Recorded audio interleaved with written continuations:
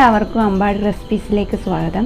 ഇന്ന് ഞാൻ നിങ്ങളെ കാണിക്കാൻ പോകുന്ന ഡിഷ് ഏതാണെന്നറിയാം? തേങ്ങാമുറി.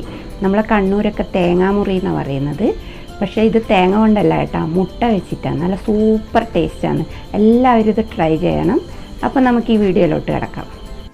ഈ പലഹാരത്തിന് വേണ്ടിയിട്ടുള്ള ഇൻഗ്രീഡിയൻസിലേക്ക് നമുക്ക് ആദ്യം കിടക്കാം.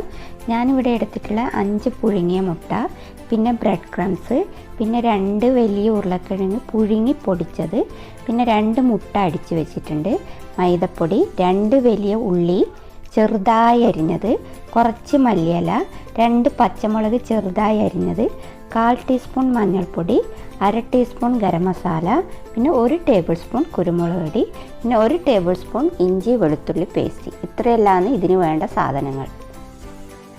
അപ്പോൾ നമുക്ക് ഈ തേങ്ങാമുറി ഉണ്ടാക്കുന്ന റെസിപ്പിയിലേക്ക് കിടക്കാം. ആദ്യം ഒരു പാൻ അടുപ്പത്ത് വെച്ചിട്ട് ചൂടാകുമ്പോൾ 2 ടേബിൾ സ്പൂൺ എണ്ണ ഒഴിച്ച് കൊടുക്കാം. അതിനുശേഷം ചൂടായ എണ്ണയിലോട്ട് 2 വലിയ ഉള്ളി ചെറുതായി മുറിച്ചത് ചേർത്ത് കൊടുക്കാം. ഇനി ഇതിലോട്ട് ചേർത്ത് കൊടുക്കാൻ പോകുന്നത് 2 പച്ചമുളക് ചെറുതായി അരിഞ്ഞത്, ഇനി 1 ടേബിൾ സ്പൂൺ ഇഞ്ചി വെളുത്തുള്ളി പേസ്റ്റ്. ഇത് 3 ചേർത്തതിന് ശേഷം ചെറുതായി ഒന്ന് നമുക്ക് വഴറ്റിയെടുക്കാം. കുറച്ച് ഉപ്പും കൂടി ഇതിലേക്ക് ഇട്ട് കൊടുത്ത്, അപ്പോൾ ഉള്ളി വേഗം വാടുമല്ല, അതിന് വേണ്ടിയിട്ടാണ്. എന്നിട്ട് നമുക്കിത് നന്നായി വഴറ്റിയെടുക്കാം. വാടി വന്നു കഴിഞ്ഞതിന് ശേഷം ഞാൻ ഇതിലോട്ട് ചേർത്ത് കൊടുക്കുന്നത് 1/4 ടീസ്പൂൺ മഞ്ഞൾപ്പൊടി. അതിനുശേഷം അതിലോട്ട് 1 ടേബിൾ സ്പൂൺ കുരുമുളക് പൊടി, 1/2 ടീസ്പൂൺ ഗരം മസാലപ്പൊടി. ഇത് 3 ചേർത്തതിന് ശേഷം നന്നായി നമുക്കായി പച്ചമണം മാറുന്നവരെ റോസ്റ്റ് ചെയ്ത് കൊടുക്കാം.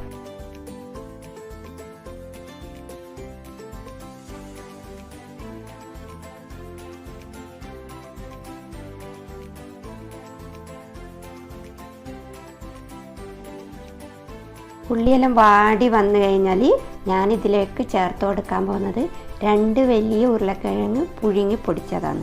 അത് ഇതിലോട്ട് ചേർത്ത് കൊടുക്കുകയാണ്.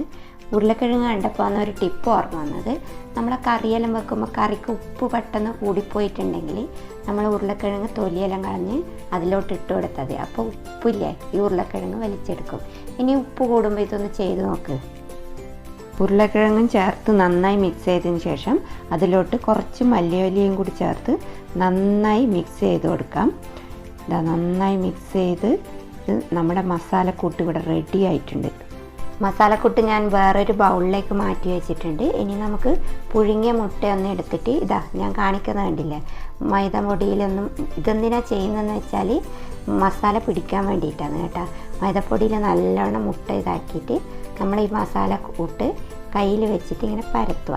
എന്നിട്ട് അതിൻ്റെ മുകളിലോട്ട് മുട്ട വെച്ച് കൊടുക്കുക. മുട്ട വെച്ചിട്ട് നമ്മൾ ഈ മസാലക്കൂട്ട് മുട്ടയിൽ നല്ലോണം പിടിക്കുന്ന വരെ ഇങ്ങനെ പൊതിഞ്ഞിങ്ങനെ ഞാൻ ചെയ്യുന്നത് കാണുന്നില്ല, അതുപോലെ പിടിപ്പിക്കുക.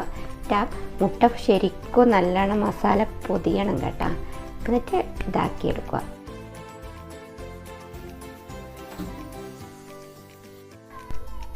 അതിനുശേഷം നമ്മൾ ഈ മുട്ട അടിച്ചു വെച്ചില്ല, അതിലോട്ട് ഈ മസാല പിടിപ്പിച്ച മുട്ട ചേർത്ത് നമുക്കൊന്ന് ഉരുട്ടിയെടുക്കാം. മുട്ടയിൽ മുക്കിയതിന് ശേഷം നമ്മളിത് ബ്രെഡ് ക്രംസിൽ വെച്ചിട്ട് നല്ലോണം പിടിപ്പിക്കുകയാണ്.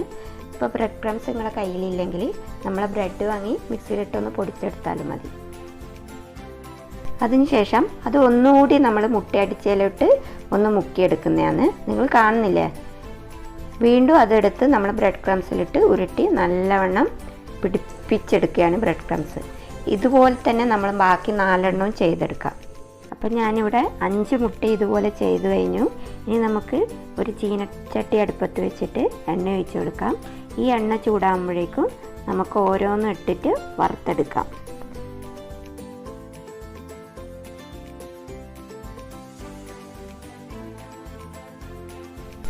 ഒരു വശം റെഡിയായി വന്നിട്ടുണ്ട്. നമുക്കിത് തിരിച്ചിട്ട് കൊടുക്കാം.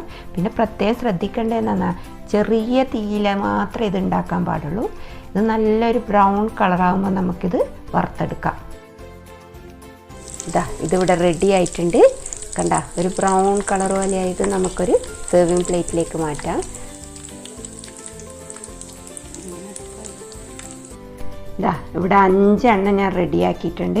5 മുട്ടേൻ്റെ ഞാൻ കറക്റ്റ് അളവാണ് പറഞ്ഞത്. എല്ലാവരും ഇത് ട്രൈ ചെയ്ത് നോക്കണം.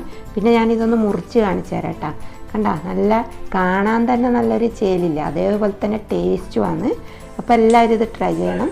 പിന്നെ ഈ വീഡിയോ എല്ലാവർക്കും ഇഷ്ടമായിട്ടുണ്ടെങ്കിൽ ലൈക്ക്, ഷെയർ, പിന്നെ ആദ്യമായിട്ട് കാണുകയാണെങ്കിൽ സബ്സ്ക്രൈബ് ചെയ്യാൻ മറക്കില്ല കേട്ടോ.